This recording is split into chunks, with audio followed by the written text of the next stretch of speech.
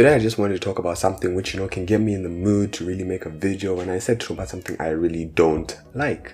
Because how much more passion can I have than when I'm talking about something I don't like?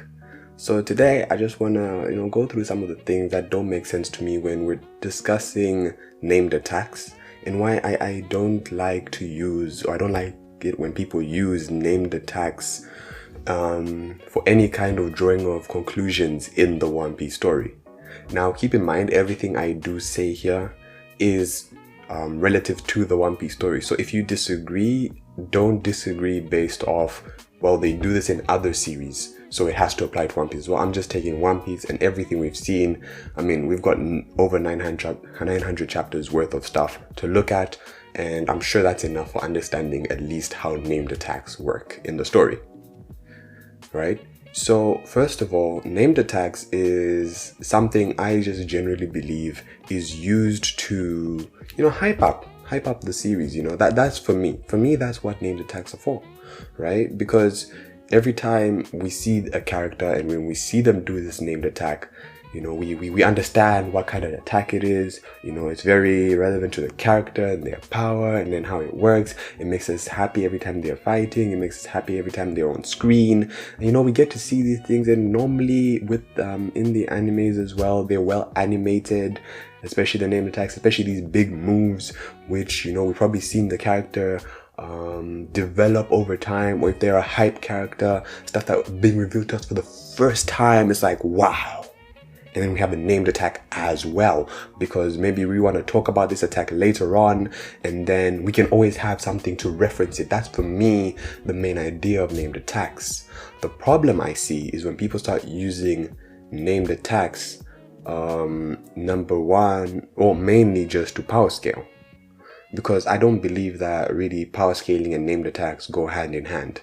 I mean, except in some few super rare cases. Like if a character tells us that this is my strongest attack, and they name the attack, and from then on we know that whenever we see this attack, this is their strongest attack. It's very simple concept as that, right? But apart from that, and maybe a couple other rare cases I'm probably just not thinking about right now. Don't think that this one case is all, but like I said, super rare cases, almost like Mythical Zoan rare kind of moments, most of it does not apply, right? Because I see some people who is like, oh, this character did this attack, but it's not named, so it means that they're not putting effort. Or this character did the attack and it's named, and it means that they're putting effort. I'll give you an example. King and Marco the Phoenix, right? When they both got to the top of the waterfall, the two characters basically did the same thing, but there's been a lot of people who saw Marco named his attack and took that to say that, okay, Marco had to put way more effort into that than King did, right? And that's the general consensus for a lot of people. Not saying it's everyone, but for a lot of people that's a general consensus, and using that as they would say King is definitively stronger than Marco, which I believe is not right, because in some cases Oda may just decide that he doesn't want to name this character's attack, right? He may decide that, I just don't want to name this person's attack because maybe I'm not bothered. Maybe this character is not big enough, or maybe it's like I don't have a nice style of naming attacks. Because, even outside the One Piece story, a lot of the attacks a character does follow a certain theme, throughout the One Piece story. A classic example is Luffy's. Luffy's is all gum, no, right? So it's always gum, and it follows that certain kind of attack. And a lot of the times, it's weapons. Of course, when we reached Gear 3 and Gear 4, we went into animals as well. But first it was weapons, the pistol, the rifle, the axe, the hammer, and so on and so on. We had different kinds of weapons mainly. Of course, we had irregular ones like the balloon, pinwheel, which he did in Arlong Park. We had those rare cases, but most of them were weapons. And we went into animals, the King Kongs, the elephant gun, and all that kind of stuff. But Luffy's attacks follow a certain kind of pattern, and so do almost like all characters' attacks. Of course, maybe sometimes we can't see the pattern, but there is a pattern, right? And maybe Oda just hasn't figured out one for King. What would King's attacks be? And maybe he just not bothered to give King one, or I don't know, maybe that's it. But I feel like just because they did the same attack and one of them said a named attack, one of them had to put more effort. Maybe Marco's named attack makes him put more effort, but maybe he didn't need to.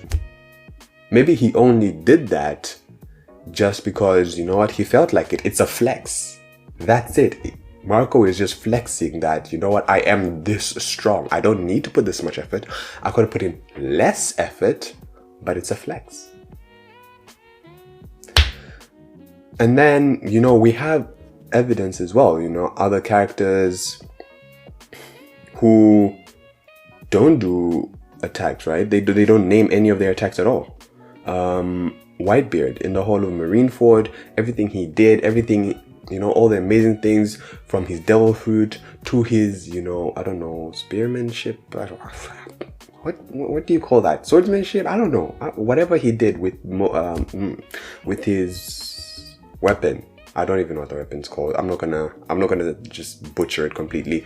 But everything he's done in Marineford, everything he did before Marineford, in the flashbacks, Whitebeard has never named a single one of his attacks. Right? So are we just going to then say that Whitebeard was never trying?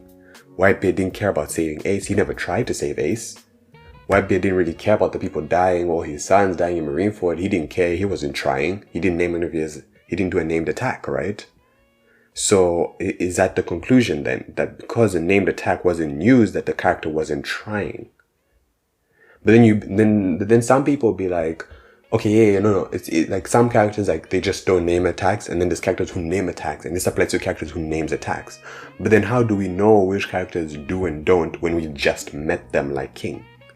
How do we know to which characters these apply? Because I think that there's several different kinds of characters as well. Like there's some characters who may only have one or two named attacks, and that's it, right? And those two may not even be their strongest. Like look at Amande from the Charlotte family. She has two attacks that we've seen, right? Two named attacks that we've seen. We've seen the slow waltz and the slow ballad. Personally, I like her character, but of course we can also see that there's a theme here with her being slow and very long, and you know, there's a certain kind of theme with her character and the way she, you know, does her attacks. But are we gonna say that one of those two is her strongest? No, like, of course she can do more, we just haven't seen it yet, right? And with King right now, he's done some stuff, but like he's done one thing basically. But are we going to say that, okay, King is stronger if King still has the potential to be a character that does not name any of his attacks? And then we move on to someone like Mihawk. Now I'm not going to try power scale Mihawk here, but I'm just going to mention that with Mihawk as well, his attacks, they're not named. At least I don't remember any named attacks from Mihawk, right? Now, of course, it could just be that, you know, Mihawk, up until now, we've just never seen him put really any effort. And of course, that will, you know, play into the minds of all the Mihawk fans who want to power scale Mihawk to, you know, strongest character in the world ever. Yeah, maybe not, I don't know. And then it could just be because Mihawk doesn't name any of his attacks. So maybe he has been trying, but he just doesn't name them, and because of that, we just didn't know that he didn't name them, right? And he's been putting effort, and he's not as strong as some people think. Mihawk is another classic example. So for me, I think that it all depends on the characters, right? Some people have multiple named attacks, like Luffy. Luffy has so many named attacks, and Luffy will rarely ever hit someone without naming their attack. I mean, one of the few times he did that was Bellamy, right? Bellamy, he just one time, right? So Bellamy is an exception. There's a few other exceptions, but most of the time he names his attack, right? But that doesn't mean that when Luffy doesn't name his attack that he's not putting in effort. That doesn't mean that just because Luffy doesn't name an attack that we can draw whatever conclusions we want about power scaling Luffy, right? It just means that when he doesn't name an attack, right, it's a special case and we need to study the context behind that. So this was also a big issue with I think a couple of chapters ago, when there was that whole thing of, is this Ryo? Is Luffy using Ryo right now? No, that's attacks just gear 2. It's gear 2 and gear 3. What's going on there? And people are like, no, he'll name it. He'll say it in a named attack. And for me, that was like, you sure about that? I mean, the first time he used Ryo, right, and against the tree, he didn't name the attack at all, right? He just used it. So I don't think he will necessarily always name every attack, especially in a combat where he is not seriously trying to beat someone. For me, that seems to be the track record Luffy has, right? When he's not really in a serious fight to like seriously defeat an enemy who he thinks is a threat, he may not name his attacks, right? So it's just that case. But then you also have a case where named attacks play into a role, where Luffy fought Fujitora and Luffy was naming, maybe not giving them special names, but kind of just telling Fujitora everything you're doing. He was naming it there. So how does that fit into the diagram, right? But basically what my view on this, right, is that number one, just don't use it for power scaling. It's a terrible idea. You end up with a lot of upset, unhappy people. It would just be a 987 moment all over again for you. Okay, so named attacks, let's not get into that. Let's stop. Let's stop with all this rubbish I see. I'm gonna call it rubbish because that's what it is, really. That's what it is. So anyway, guys, as always, feel free to let me know how you feel on this topic. Like the video if you like the video. I will not encourage you guys to dislike the video. You can keep on moving on to the next one. If you know someone who needs to hear the truth about named attacks, please share this video with them. If you have time, please watch one more video. If not, thank you for watching this one to the end. This is King KZ, and I'll see you guys in the next one.